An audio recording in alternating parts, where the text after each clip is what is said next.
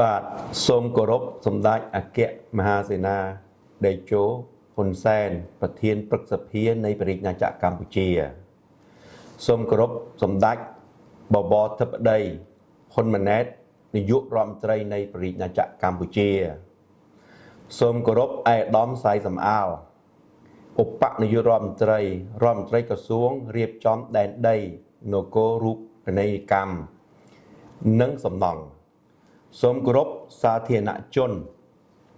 និងបងប្អូនប្រជាពលរដ្ឋទាំងអស់ខ្ញុំបាទ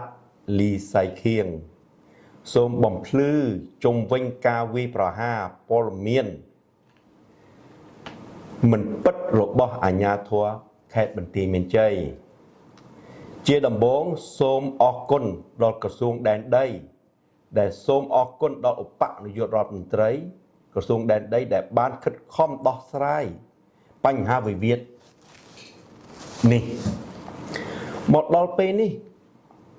កិច្ចការនេះកំពុងស្ថិតនៅក្នុងការដំណើរការនៃការយកចិត្តទុកដាក់របស់ក្រសួងដែនដីប៉ុន្តែបែរជាខាងមន្ត្រីអាជ្ញាធរខេត្តបន្ទាយមានជ័យបង្វិលរឿងនេះជាការបំភ្លៃ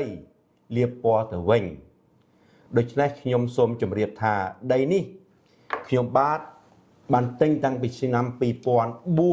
2004ដោយខ្ញុំបានធ្វើលិខិតតែងតាំងផ្ទៃក្នុងឲ្យលោកកែវកសលលោកមែនវិនតាំងពីឆ្នាំ2003ថ្ងៃទី18ខែកញ្ញាចុះទិញដីឲ្យក្រុមហ៊ុន ASKKH ទំហំប្រហែល1000ហិកតាជាងនៅតម្លៃក៏មានឲ្យស្រាប់សរសេរក្នុងនេះនេះជាផុសតាំងបាទដោយសារហេតុអីបានខ្ញុំទិញដីហ្នឹងគឺខ្ញុំមានចក្ខុវិស័យឃើញថាតំបន់ជាដែនមិនទាន់មានអ្នកណាអភិវឌ្ឍហើយប្រជាជននៅជាដែនយើងចំនួនហ្នឹងគឺថាមានការលំបាកហើយដីម្រុំហ្នឹងគឺសិតតែដីប្រៃមីនគ្មានចំនួនគ្មានការរីកចម្រើនដីក៏គ្មានតម្លៃដល់ថ្នាក់វា1ការ៉េដូចឥឡូវវាថ្លៃដល់ណាខ្ញុំអត់ទាន់ដឹងទេប៉ុន្តែចំពោះខ្ញុំព្យាយាមអភិវឌ្ឍបន្ទាប់ពីសារព័ត៌មានបែកឃ្លាយចេញមកថាមានជន2នាក់ដោយតែខ្ញុំមិនអាចចោទប្រកាន់ថាគាត់ជាអ្នកមេខ្យល់មួយយ៉ាងម៉េចអត់ហ៊ាននិយាយទេប៉ុន្តែ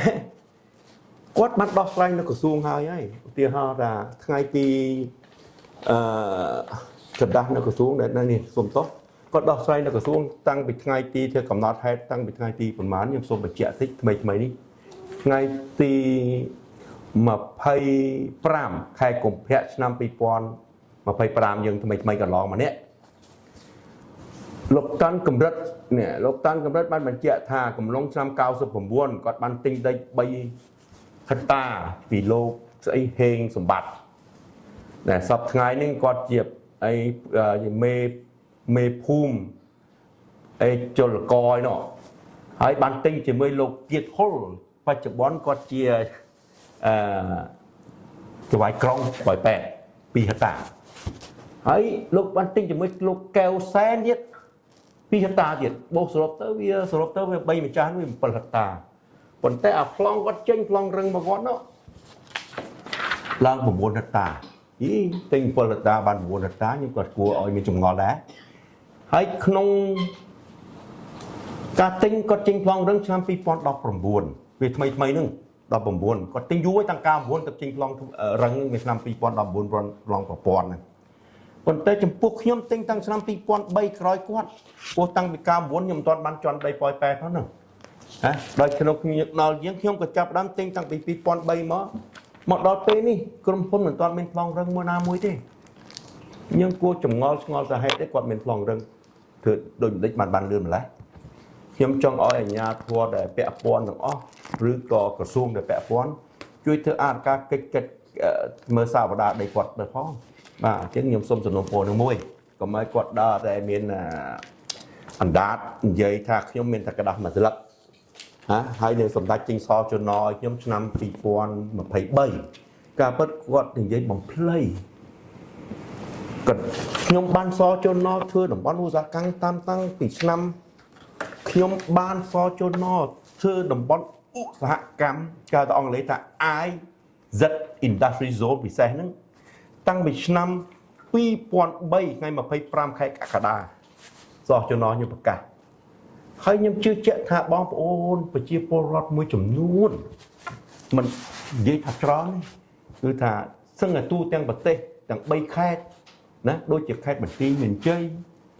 ខេត្តបាត់ដំបងខេត្តសៀមរាបពិសេសដែលខ្ញុំនាំភ្លើងចូលអង្គរវត្តនោះគឺដឹងថាខ្ញុំបាទលីសេខៀងជាម្ចាស់ដីនឹងចង់អភិវឌ្ឍដីនឹងអ្វីសមិទ្ធផលរបស់ខ្ញុំធ្វើបានគឺនាំភ្លើង115 kV ជាអ្នកដំបូងបំផុតហើយតែចូលក្នុងអង្គរវត្តបំភ្លឺអង្គរវត្តបានគឺសមិទ្ធផលខ្ញុំមួយប៉ុន្តែខ្ញុំសូមជួបបកត្រឡប់ទៅលោកតាន់កម្រិតគាត់ដែលបោះបកគោខ្សែភ្លើងឲ្យប្រជាពលរដ្ឋភ្លឺបានមួយដើមណាទេសំណួរខ្ញុំសួរអញ្ចឹងការលះបង់ខ្ញុំពិភិកទានខ្ញុំអត់ចង់មានចំនួនអត់ចង់មកបកស្រាយទេប៉ុន្តែគាត់វាយខ្ញុំឲ្យខ្លាំងពេកវាខូចអាប់អន់ដល់កិត្តិយសខ្ញុំខំបិទទ្វារមិនចង់និយាយស្ដីអានេះខ្ញុំសូមសម្រាយបន្តិចបន្តួចដោយការជួនណាខ្ញុំនិយាយទៅវាញាប់ពេកដោយសារការឈឺចាប់ពោះលោកអស់លោកប្រជាពលរដ្ឋបងប្អូនទាំងអស់សម្ដេចទាំងអស់មិនមែនជាខ្ញុំវេទនាណាស់សម្ដេចបងប្អូនបើសិនជាយើងធ្វើអ្វីមួយគោលដៅដែលបានជោគជ័យឃើញប្រជាពលរដ្ឋមានញ៉ាំមានការសិក្សាមានសម្អាតនៅសម្ដេចវិជាដល់ពងពុះតើខ្ញុំសប្បាយចិត្តទេខ្ញុំជាកូនខ្មែររូបសំណួរសួរវិញតើបងប្អូនឃើញលីសេខៀងជាជនជាតិខ្មែរមួយរូបអាចអភិវឌ្ឍជាតិបាននឹងបងប្អូនសប្បាយចិត្តទេហើយខ្ញុំឯណាឃើញលោកណាក៏លើកដៃសំពះហើយខ្ញុំធ្លាប់បួសជាលោកខ្ញុំស្គាល់ធម៌មាន3យ៉ាងណាចាប់ផ្ដើមណាគឺយើងទៅសូត្រអីទៅដឹងគុណព្រះពុទ្ធមកណាអ្នកមោតាសៈភគវតរតសម្មាសម្ពុទ្ធឯមែនទេបងប្អូនទៅសូត្រ3ហ្នឹងបានយើងអាចចូលធម៌អីផ្សេងបានមែនទេបើយើងចង់ទៅអេតិបេសោយើងទៅមានអ្នកមោតាសៈភគវតរតសម្មាសម្ពុទ្ធសៈដែរខ្ញុំធ្លាប់បួសខ្ញុំយល់ណាបុណ្យបាបបើនិយាយផ្លើសគេហើយកេនមនុស្សណាមកធ្វើអញ្ចឹងមានតែយើងអបគុំជាតិហើយទាំងសេនាសេដ្ឋកិច្ចជាតិទាំងសេនាទាំងអ្នកវិយោគទុនផ្សេងទៀតខ្ញុំចម្លើយតែគាត់ទៅចោតខ្ញុំទាំងប៉ុន្មានដោយលោកសាន់តេងអញ្ចឹងគាត់ចោតថាខ្ញុំជាពាក់លុយជាពាក់កាសឥឡូវសំណួរខ្ញុំសួរបកវិញឆ្នាំ2005ខ្ញុំចាប់ទៅភ្លើងលោកសាន់តេងគាត់មិនដឹងនៅណាទេក្រោយពីមានការណែនាំក្នុងរយៈកាលហ្នឹងថាលោកគាត់ជាការមកការធ្វើការងារបើគាត់ធ្វើការងារបានអញ្ចឹងខ្ញុំក៏គិតថាគាត់ជាខ្មែរមួយរូបតែយើងចង់លើកស្ទួយខ្មែរយើងឲ្យមានការងារធ្វើឲ្យមានចំណូលមានបច្ច័យចូលឲ្យមានជីវភាពធូរធារខ្ញុំថាខ្ញុំជាក្រុមហ៊ុនដែលមានកម្ចីពី ADB គឺអង់គ្លេសហៅថា CTPL Cambodia Power Transmission Line ដែលអូសភ្លើង80 MW តុងស្រុង115 kV ចម្ងាយ230គីឡូចំណាយឲ្យ3ខេត្តធំរបស់យើងបើយើងរាប់ទៅខ្ញុំអាចទិញភ្លើងតាំងពីតម្លៃ 2,800 រៀលនៅអង្គរវត្តនៅសៀមរាបថ្លៃណាស់បងប្អូននៅឆ្នាំ2002 2003 2004 2005រហូតដល់ថ្ងៃទី27ខែវិច្ឆិកាឆ្នាំ2007ខ្ញុំទម្លាក់តម្លៃភ្លើងចុះមកសល់$800 800រៀលក្នុង1គីឡូវ៉ាត់ខ្ញុំជឿជាក់ថាបងប្អូនច្បាស់ជាសប្បាយចិត្តព្រោះបានចាយលុយតិចឥឡូវបកត្រឡប់មករឿងដីធ្លីវិញសូមខ្លះបន្តិចសូមបងប្អូនដើម្បីខ្ញុំនិយាយទៅវាលោតទៅលោតមកអាចជាមានអ្នកតាមខ្ញុំមិនទាន់ប៉ុន្តែវាការឈឺចាប់ខ្ញុំនិយាយទៅបើមិនបានខ្វះខ្វាយទេសូមកុំកែប្រកាន់សូមសម្ដេចមេត្តាអនុគ្រោះកាលណាខ្ញុំនិយាយខុសខ្លុយកន្លែងណាខ្ញុំបាទនិយាយក្នុងនាមប្រកាសថាមិនមែននយោបាយទេខ្ញុំនិយាយក្នុងលក្ខណៈជាពលរដ្ឋមួយរូបដែលមានការឈឺចាប់ខំតស៊ូបើសិនតែខ្ញុំមិនតស៊ូខ្ញុំចេញពីស្រុកទេសតាំងពីឆ្នាំ2010ហេតុអីខ្ញុំត្រឡប់មកវិញដើម្បីកុំឲ្យគេមើលច្រឡំថាខ្ញុំនេះមានបរិទ្ធភាពខូចដើរតែបោកគេអុកញ៉ាស្អុយអុកញ៉ាបោកគេឲ្យតែមានពីអុកញ៉ាមួយគឺស្អុយទាំងអស់ក្រូចមួយស្អុយមួយតែនាំមកកត្រកអុកញ៉ាផ្សេងនេះស្អុយខ្ញុំសូមបញ្ជាក់ថាអុកញ៉ាក៏មានមនុស្សល្អប្រជាពលរដ្ឋក៏មានល្អអាជ្ញាធរក៏មានល្អមានអាក្រក់ប៉ុន្តែយើងបដោតទៅអ្នកដែលអាក្រក់អ្នកដែលបំពុលសង្គមដើម្បីឲ្យប្រទេសយើងទាំងអស់គ្នាបងប្អូនទាំងអស់គ្នាមានរបៀបរៀបរយ យើងក៏លេខមើលប្រទេសជប៉ុនសុំឆ្លេះបន្តិចបើគង់កញ្ចក់ប្រទេសជប៉ុនតាំងពីសង្គ្រាមលោកទី2ត្រឡប់មកគឺវេទនាណាត្រូវទាំងប៉ាម៉ាណូមួយយ៉ាងធំទៀតគឺសេដ្ឋកិច្ចវេទនាហេតុអីជប៉ុនថ្ងៃនេះគេក៏លឿនប៉ុន្តែខ្ញុំក៏លេខមកស្រុកខ្មែរវិញក៏លឿនដែរឥឡូវនេះមិនចាញ់ជប៉ុនមួយម៉ាត់ទេមិនបាននិយាយក្រមការដឹកនាំរបស់សម្ដេចមិនមែនខ្ញុំលើកជើងសម្ដេចទេព្រោះខ្ញុំស្គាល់សម្ដេចខ្ញុំធ្លាប់វាយកូនគោមួយសម្ដេចសម្ដេចតស៊ូរហូតដល់ថ្ងៃនេះសម្ដេចអត់មានការរីករាយសប្បាយដូចពួកយើងជាប្រជាពលរដ្ឋទេបើសម្ដេចអត់ទេគាត់មានតែឲ្យប្រជាជនសប្បាយចិត្តឲ្យមានសន្តិសុខហើយខ្ញុំនិយាយកំថាខ្ញុំក្នុងនយោបាយអត់ទេតែខ្ញុំបកវិញខ្ញុំវិយោទុនដល់ថ្ងៃនេះខ្ញុំទៅតែសួរសំណួរថាតើខ្ញុំរងងឬក៏ខ្ញុំស្លាតបែបអីបានខ្ញុំខំម្លេះស្រឡាញ់ជាតិម្លេះតើខ្ញុំសង្ឃឹមថាថ្ងៃណាមួយជាតិច្បាស់ជាស្រឡាញ់ខ្ញុំបើមិនអ្នកណាមស្រឡាញ់ខ្ញុំក៏ខ្ញុំដឹងខ្លួនខ្ញុំធ្វើអ្វីដែរបើកំហុសដែលមនុស្សយើងធ្វើ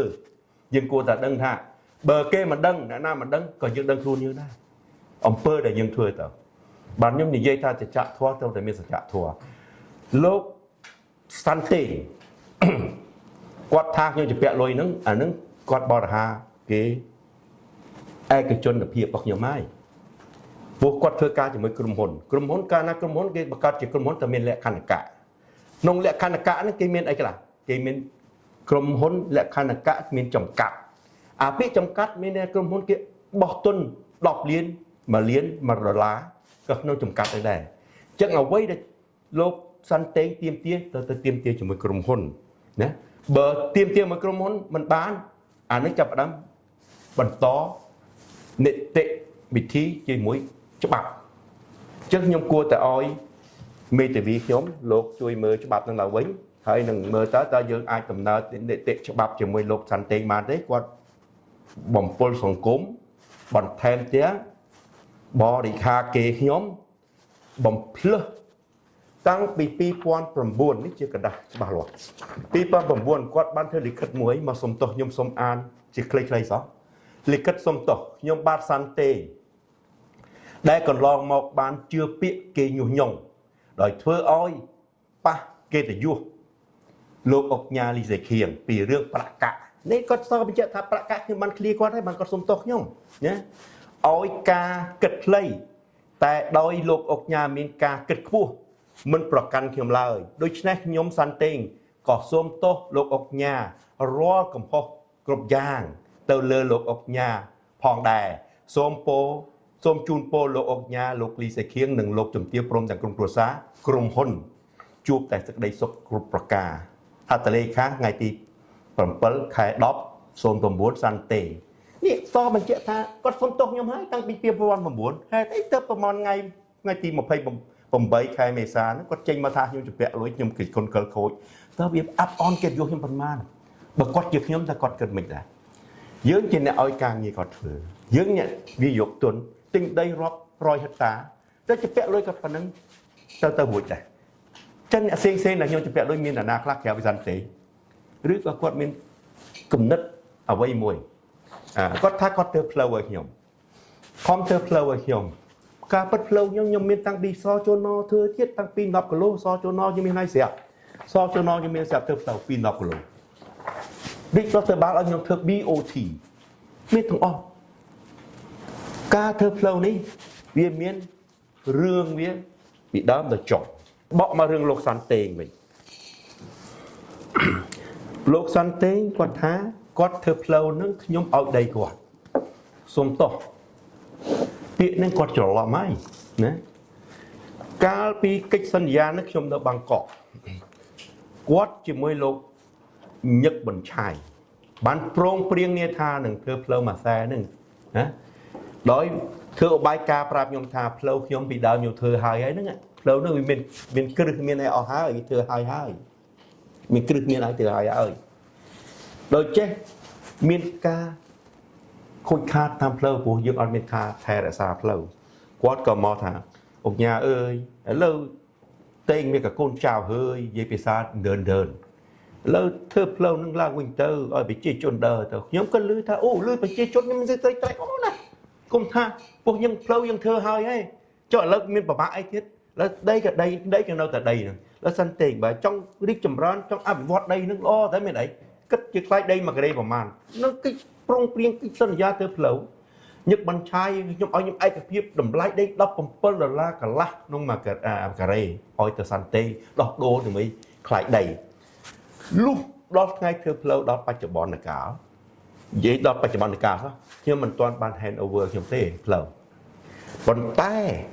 ខ្ញុំបានឮសាសន្តិបានទៅជីកអាចដីខ្ញុំនោះដីទាំងអស់វាគាត់ទៅយកធ្វើប្លង់រឹងតាមរយៈលោកញឹកបញ្ឆាយដែលខ្ញុំបានប្រឌិតមេដៃទុកធម្មតាប្រឌិតមេដៃភូមិឃុំនេះយើងផ្ទេរសិតតាមភូមិឃុំអាជ្ញាធរគាត់ក៏យកទៅដាក់ឈ្មោះខ្លួនឯងគាត់ពឹបទោះតែផ្លូវមិនទាន់ hand over ខ្ញុំគាត់ដាក់ឈ្មោះគាត់ទៅចេញជាលោទូចដល់លក់លោយលុយដូចយើងពាក្យខ្មែរថាធ្វើនំអត់ម្សៅហើយឥឡូវខ្ញុំសួរបកវិញគាត់ជីកដីខ្ញុំ3ហិកតាហើយនឹងគាត់កាត់យកដាក់ឈ្មោះគាត់4ដល់ហិកតាវាសរុបទៅ7ដល់ហិកតា7ដល់ហិកតាគឺ1 7អា3ហិកតាគាត់ជីកនេះដល់ក្បាលប្រែតហើយគាត់យកអាចដីនេះមកចាក់លើខ្នល់លើផ្លូវយើង2 10គីឡូដោយគ្មានអ្នកណាមួយសញ្ញាថាឬមួយស្ថាប័នណាសញ្ញា testing ថាចូល labo ថាដីនឹងអាចធ្វើផ្លូវបានទេនឹងគឺ1ទី2មិនទាន់អីគាត់ដើរលក់ដីនឹងហើយគាត់ចោទប្រកាន់ថាខ្ញុំមិនកាត់ឆ្លងជំទាស់គាត់ការពិតគាត់បំផ្លើសខ្ញុំទៀតថ្ងៃប្រជុំតាំងកម្រិតគាត់ក៏មានកំណត់ឲ្យប្រជុំមួយជាមួយសន្តិមួយដែរជាមួយក្រសួងបាននិយាយថាបើលោកចង់ធ្វើការដោះស្រាយសូមបង្ហាញឯកសារដូចគ្នាអញ្ចឹងហេតុអីគាត់មិនទៅដោះស្រាយនៅក្រសួងទៅចាំបាច់មកកែនគ្នាជាក្រុមប៉ុន្តែខ្ញុំឆ្ងល់ដែរគាត់មិនបដិងខ្ញុំបើថាខ្ញុំជពាក់លុយគាត់យូរយ៉ាងហើយអានេះទុកឲ្យមេធាវីខ្ញុំធ្វើការហើយគាត់បរិហាគេខ្ញុំយ៉ាងធ្ងន់ធ្ងរតើខ្ញុំនិយាយត្រង់ខ្ញុំខំស្ងាត់ស្ងៀមជាង10ឆ្នាំមិនហ៊ានតតាំងអីទេសង្ងំបើប្រជាពលរដ្ឋពិចារណាមើលសន្តិគាត់និយាយត្រង់គាត់ជួយស្អីខ្ញុំពុតខ្ញុំនិយាយតែពុទ្ធោដឹងទេពុទ្ធោដល់ពេលអត់មានពុទ្ធាំងគាត់នៅពុទ្ធោណាពុទ្ធោអនិច្ចាមែនទេវិចាពិតកាន់ធัว5យកទៅយល់អាហ្នឹងខ្លះឥឡូវខ្ញុំសូមបញ្ជាក់ម្ដងទៀតថាខ្ញុំនឹងឲ្យមេធាវីខ្ញុំលោកមេធាវីលោកធ្វើចំណាត់ការនឹងផ្លូវច្បាប់ទៅបើរកឃើញសខ្មៅយើងក៏រកយុទ្ធធម៌ខ្ញុំផងអញ្ចឹងខ្ញុំសូមបញ្ជាក់លោកតែប៉ុណ្្នឹងហើយខ្ញុំមានបកស្រាយតែបន្តិចបន្តួចរឿងពិតទៅពិតចប់ប្រកម្មមកលើលោកអង្គការផ្សេងហើយនៅក្នុងនោះគេបានលើកឡើងថាមានប្រជាពលរដ្ឋចំនួន70គ្រួសារកំពុងតែការកាប់អាស្រ័យផលលើដីតើប្រជាពលរដ្ឋទាំង70គ្រួសារនោះគាត់មានសាវតាមកពីខាងណាលោកអាញាមានដឹងទេហើយហេតុអ្វីបានជាគេអះអាងថាដីទាំងនោះគឺជាដីរបស់ពួកគេថាប្រជាជនដែល70គ្រួសារនៅវាមានការពាក់ព័ន្ធជាមួយនឹងលោកមែនវិនកូនមែនវិនដែលមែនវិនស្លាប់ទៅណាអានឹងខ្ញុំនឹងសាររើឡើងវិញតើមានពាក់ព័ន្ធយ៉ាងម៉េចអានឹងគឺថាគេខ្លែងឯកសារដូចខ្ញុំនិយាយថាឥឡូវឈ្មោះនេះលក់មកខ្ញុំឥឡូវខ្ញុំសូមបញ្ជាក់បន្តិចឈប់ខ្ញុំសូមបញ្ជាក់បន្តិចដើម្បីឲ្យលោកយល់ឥឡូវខ្ញុំអត់បាននៅក្នុងប្រទេសចិត្ត10ឆ្នាំឯកសារនេះគឺថាពីមែនវិនណាអូម៉ានកែកសរឬមែនវិនលក់មកឲ្យលីសាខៀងយ៉ាងនេះគេត្រូវនេះជាមួយអាជ្ញាធរគេហែកកលឹកនឹងចេញគេយកអានេះទៅបន្តណាលោកទៅអ្នកនេះអ្នកនោះនឹងគឺមានផុសតាំងច្បាស់លាស់បាទប៉ុន្តែយើងអត់តន់ថែទេឲ្យតែប្រជាជនពិតប្រកបថាជា70គ្រួសារដែលមានបញ្ហានេះក្រសួងធ្លាប់អញ្ជើញទៅប្រជុំនៅក្រសួងម្ដងហើយលើកទី2ក៏ទៅទៀតមានថា2ដងក្នុង2ដងនេះក្រសួងសួរបញ្ជាក់ថាសូមបងប្អូនបង្ហាញឯកសារយើងនាំគ្នាបំពល់សង្គមណានាំគ្នាទៅលើកกระดาษលើកអីទៅតវ៉ានៅមុខសាលាក្រុងហើយទន្ទឹមនឹងហ្នឹងបរិហាគេខ្ញុំជឿចាប់បាទដូច្នេះខ្ញុំសង្ស័យថាមានទំនុកក្នុងអីមួយនៅក្នុងហ្នឹងឬក៏មានបើនិយាយភាសាខ្មែរឲ្យសាមញ្ញគេថាមានមេខ្យល់បាទណាអញ្ចឹងសូមលោកជួយសើជ្រាបផងបាទលោកថាពេលប្រជុំនៅក្រសួងតើប្រជាពលរដ្ឋ70គ្រួសារនោះគាត់មានបានបង្ហាញឯកសារអីថាគាត់មានការកាន់កាប់ស្របច្បាប់អីផ្សេងៗដែរក្រសួងអញ្ជើញទៅប្រជុំខ្ញុំសូមលើកទៅឲ្យលោកស្រីតំណាងរនសិង្ហលៀបគាត់បន្តនិយាយទៀតបាទសូមគ្រប់អ្នកសារព័ត៌មានទាំងអស់ចា៎ពាក្យព័ន្ធករណី70គ្រួសារហ្នឹងគឺខ្ញុំជាអ្នកតំណាងមកថ្មីទេ ព្រោះអំឡុងដែលប្រវត្តិប៉ុន្តែខ្ញុំបានសិក្សាប្រវត្តិដូចនឹងច្បាស់ហើយចាប់ពីឆ្នាំណាហើយអ្នកតំណាងមួយណាគឺខ្ញុំច្បាស់ហើយលើឯកសារពាក់ព័ន្ធគឺច្បាស់ខ្ញុំសូមបកទៅវិញថាមូលហេតុអីបានយើងឈានមកដល់ដោះស្រាយនៅថ្នាក់ក្រសួងមុននឹងឈានមកដល់ដោះស្រាយថ្នាក់ក្រសួងគឺយើងបានធ្វើការអស់ចិត្តអស់ចង់ឆ្អែតនៅថ្នាក់ខេត្តថ្នាក់មូលដ្ឋានចំណាយពេលរាប់ឆ្នាំมันមានពលមានមួយណាដែលមានប្រជាពលរដ្ឋនៅលើដីនឹង70គ្រួសារនេះមានត្រឹមតែប្រហែលជា10គ្រួសារឬ15គ្រួសារប៉ុណ្ណឹងគឺធាតុពិតមានប៉ុន្តែយើងអាចដឹងទេពីព្រោះយើងចុះទៅស្រាវជ្រាវសួរតាមមូលដ្ឋានភូមិឃុំសង្កាត់ខេត្តគឺគេបិទព័ត៌មានហ្មងគឺថាដីនោះគឺឃើញប្រជាពលរដ្ឋរស់នៅតែរកម្ចាស់អត់ឃើញរកប្រវត្តិអត់ឃើញសូមខ្ញុំជាតំណាងផ្ទាល់លោកអញ្ញាជាម្ចាស់ដីផ្ទាល់លោកមេធាវីអ្នកស្រីមេធាវីដាក់ពាក្យសុំកូពីឯកសារដើម្បីឈានទៅរកភាគីដែលពាក់ព័ន្ធដើម្បីលើកយកមកដោះស្រាយគឺភាគីឃុំខេត្តក្រុងគឺមិនកូពីឯកសារដែលពាក់ព័ន្ធនឹងប្រជាពលរដ្ឋដែលរស់នៅនឹងជាដាច់ខាតគឺមិនធ្វើបច្ចុប្បន្នភាពឲ្យក្រុមហ៊ុនជាដាច់ខាតហើយដល់ម៉ោងនេះខ្ញុំក៏សូមអរគុណដល់អង្គបក្ស40បាល់ដែលបានដឹកនាំអង្គប្រជុំចំនួន1លើកនិងឯកឧត្តមសេនរាស៊ីដែលគាត់ជាអនុរដ្ឋលេខាធិការដឹកនាំបងប្អូនប្រជាពលរដ្ឋទាំង70គ្រួសារហ្នឹងដើម្បីដោះស្រាយហើយ70គ្រួសារនេះយើងទឹកនឹងរកឃើញថ្មីនឹងទេនៅដើមឆ្នាំ2025ទឹកនឹងប្រសូតឡើងរកឃើញដោយក្រសួងបើគ្មានក្រសួងចុះទៅធ្វើការដល់ថ្នាក់ខេត្តបោះដ្រូនស្រាវជ្រាវដាក់គំនាបទៅថ្នាក់មូលដ្ឋានហ្នឹងទេគឺមិនចេញទេគឺព័ត៌មានត្រូវបានបិទចិត្តខ្ញុំហ៊ាននិយាយហើយហ៊ានទទួលខុសត្រូវលើសម្ដីរបស់ខ្ញុំព្រោះខ្ញុំចូលប្រជុំខ្ញុំមើលឯកសារផ្ទៀងផ្ទាត់ភាគច្រើននៅដំណោះនេះគឺកើតចេញពីការលក់ដូរតគ្នាការចេញជាជំហានគឺម៉ែនវិនដែលហៅដេកដែលប្រមូលទិញគាត់ជាអ្នកប្រមូលទិញហើយគាត់ក៏ជាអ្នកទទួលខុសត្រូវមើលថែរក្សាគាត់បង្កើតចលនាខ្លួនឯងអ្នកទិញមកឲ្យក្រុមហ៊ុនបកគលឯកសារប្លង់សពបែបយ៉ាងមកអស់ហើយគាត់បែរជាចែកជូននៅម្លងគាត់មិនទាន់ស្លាប់ក៏គាត់មានដោះដូរដីបាទគាត់មានលួចលក់តែនៅពេលដែលគាត់នៅរស់ដីរបស់លោកអញ្ញាក៏មិនទាន់ធិបតេយ្យដោយបច្ចុប្បន្នដែរនៅពេលដែលគាត់ស្លាប់2015ប៉ុន្តែខ្ញុំសង្កេតឃើញថាពាក់ព័ន្ធនឹងឯកសាររបស់បងប្អូនប្រជាពលរដ្ឋទាំង70គ្រួសារហ្នឹងធាតុពិតគាត់ទៅក្បាលដី70គ្រួសារធាតុពិតមនុស្សពិតមិនបានប៉ុណ្ណឹងទេព្រោះអញ្ជើញមកប្រជុំប្រហែលជា30ទៅ40នាក់ប៉ុណ្ណឹងហើយសិតតែជាបងប្អូនដែលមានលទ្ធភាពជាអាជីវករជាពិសេសលោកតាន់កម្រិតលោកសានតេងអង្គញាសានតេងលោកតាន់កម្រិតជាអាជីវករដែលមានលទ្ធភាពគាត់ជិះឡានម៉ាក Bentley តម្លៃជាង$40,000ហើយគាត់ជាក្រុមសមាជិកក្រុមប្រឹក្សាក្រុងទៀតលោកសានតេងក៏គាត់មិនជាអ្នកធម្មតាដែរគាត់ជាអ្នកមានហើយពាក់ព័ន្ធនឹងការងារនេះខ្ញុំមិនចោទថាយ៉ាងម៉េចទេប៉ុន្តែទំនាស់ដីធ្លីដ៏រ៉ាំរ៉ៃនេះគឺការចេញពីការខុបគ្នារវាងឈ្មួញដែលមានលុយនិងអាជ្ញាធរភាគច្រើនចឹងបាទសក្តីថាអាញាធរថ្នាក់មូលដ្ឋានចូលដៃចូលជើងជាមួយឈ្មោះអ្នកមានលុយមិននិយាយដូច្នោះទេគាត់គឺជាអ្នកចុះហត្ថលេខាសញ្ញាជាពិសេសគឺលោកអបបាអតីតងៅមីជ្រួញព្រោះឯកសារដែលបងប្អូនប្រជាពលរដ្ឋដាក់ចូលមកដោះស្រាយនៅក្រសួងគឺឃើញថាភាគច្រើនគឺអំឡុងឆ្នាំ2013 2014ហ្នឹងហើយមានការចុះហត្ថលេខារបស់លោកអបបាងៅមីជ្រួញដែលទទួលផែនដោះស្រាយទៀតហ្នឹងអបិយាបបាចាដល់ពេលអញ្ចឹង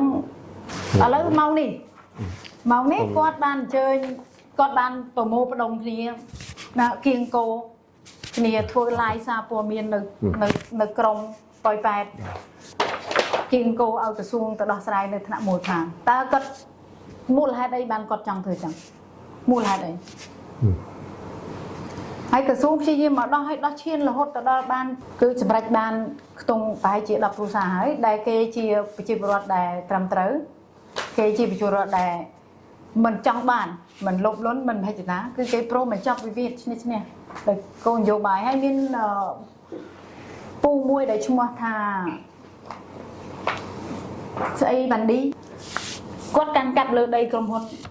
3ហិកតានៅលើដីក្រុមហ៊ុន3ហិកតាហ្នឹងនៅពេលដែលយកឯកសារដែលគាត់មានប្លង់ធំឃុំដូចជាប្លង់របស់ខាងក្រុមហ៊ុនដែរយកមកគូសគោមឃើញថាទីតាំងដីដែលគាត់គ្រប់គ្រងហ្នឹងជាមួយនឹងប្លង់របស់គាត់មិនស្ថិតនៅទីតាំងជាមួយគ្នាទេអញ្ចឹងខ្ញុំសួរជីករឹកជីកគល់នៅក្នុងអង្គប្រជុំក្រសួងសួរដេញដោលទៅមកឲ្យគូសគងឯកសារទៅគាត់ក៏បានសារភាពថាខ្ញុំរងគ្រោះដីរបស់ខ្ញុំមិនមែននៅក្នុងប្លុករបស់ក្រុមហ៊ុនទេគឺនៅឆ្ងាយពីនេះ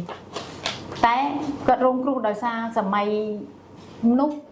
គាត់បានដោះដូរដីរបស់គាត់ឲ្យទៅគេហើយមកកាន់កាប់ដីជាន់របស់ក្រុមហ៊ុន